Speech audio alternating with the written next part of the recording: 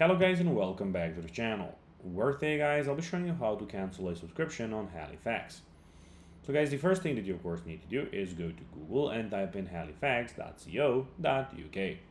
Then log in with your credentials or register if you haven't already done that of course. But now guys, let's see how you can actually go and cancel a subscription on Halifax. So basically what you need to go and do is, let's see, first I'll open the steps by step here. So first of all, I'll go and log in and access your account. Then find a statement menu. So go to the specific account dashboard, find it there. And there what you need to do is go and find and select the manage subscriptions. You have manage standing orders and manage subscriptions. Then letter with statement posted. Then we have step 4, which is locate, select subscription. So let's say you want to go and do the Netflix, like here in this option. Initiate the cancellation and confirm. Cancel my subscription Netflix. Put in cancel of course, confirm that you want. And step 6 is to verify card and final confirmation.